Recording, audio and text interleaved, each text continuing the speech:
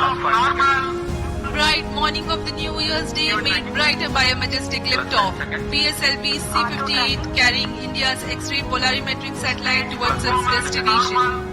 इसरो ने एक बार फिर से दुनिया में भारत का मान बढ़ा दिया है। इसरो ने एक्सरे पोलरीमीटर सैटेलाइट मिशन को 1 जनवरी की सुबह 9:10 पर लॉन्च किया। 2023 में चंद्रयान 3 मिशन के जरिए चांद पर पहुंचने और आदित्य L1 मिशन के जरिए सूर्य तक की सफर की शुरुआत के बाद इसरो ने इस साल स्पेस सेक्टर में अपना पहला कदम बढ़ाया है। श्रीहरिकोटा से लॉन्च किए गए एक्सरे पोलरीमीटर सैटेलाइट मिशन के जरिए इसरो ब्लैक होल और न्यूट्रॉन स्टार्स की स्टडी करने वाला है। मिशन की लॉन्चिंग के साथ ही भारत दुनिया का दूसरा ऐसा देश बन गया है जिसने ब्लैक होल और न्यूट्रॉन स्टार्स की स्टडी के लिए स्पेशलाइज्ड एस्ट्रोनॉमी ऑब्जर्वेटरी को स्पेस में भेजा है। एक्सपोसैट एक तरह से रिसर्च के लिए एक ऑब्जर्वेटरी है जो अंतरिक्ष से ब्लैक होल और न्यूट्रॉन स्टार्स के बारे में ज्यादा जानकारी जुटाएगी। इसे लेकर इसरो चीफ एस सोमनाथ ने बताया कि ये एक अनूठा मिशन है क्योंकि एक्सरे एक्सप्लोरेमेट्री एक अद्वितीय वैज्ञानिक क्षमता है जिसे हमने आंतरिक तौर से विकसित किया है। उन्होंने कहा कि हम ऐसे 100 वैज्ञानिक तैयार करना चाहते हैं जो इस पहलू को समझ सकें और इसमें अपना महत्वपूर्ण योगदान दे सकें और इससे दुनिया को ब्लैक होल को लेकर और ज्यादा जानकारियां मिल पाए।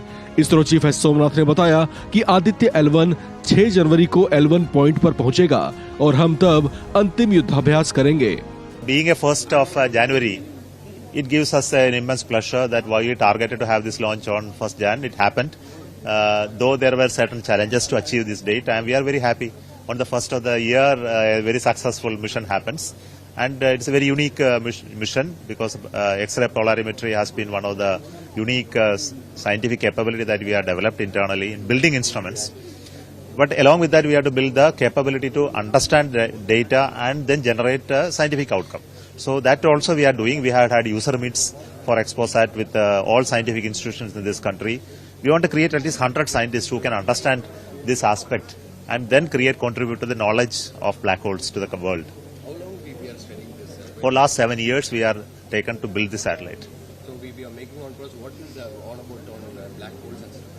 See, as I already told, black holes have a very unique nature, which is, first is it's not observable. You cannot see. You are studying something which you cannot see.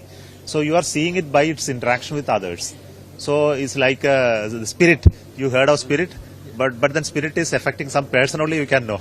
Like that. Of course. We are the first one to do. No, it's not that way. In India it is, yes. It's the first one. It's our contribution. But others have done a lot of observations of black holes. Aditya L1 is going to reach the L1 point on 6th. And we are going to do the final maneuvers to keep it there. इस बड़े mission पर अब दुनिया भर की निगाहें हैं। इस मिशन से ब्लैक होल से जुड़े कई बड़े रहस्यों से पर्दा उठ सकेगा। अंतरिक्ष विज्ञान विशेषज्ञों का कहना है कि नासा के 2021 के इमेजिंग एक्सरे पोलरीमीटर एक्सप्लोरर या IXPE नामक मिशन के बाद ये अपनी तरह का दूसरा मिशन है।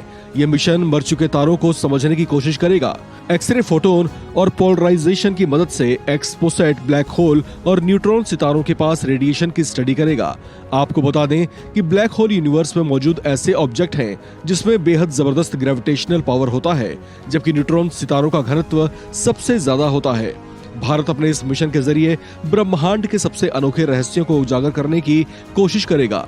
एक्सपोसैट के अलावा भारतीय स्पेस एजेंसी ने पोयम नाम के मॉड्यूल को भी स्पेस में भेजा है। इस मिशन की लॉन्चिंग से भारत का मस्तक एक बार फिर से फक्र से दुनिया में उठ गया है। इस खबर में फिलहाल इतना ही। बाकी अपडेट्स के लिए आप बने रहिए वन इंडिया हिंदी के साथ।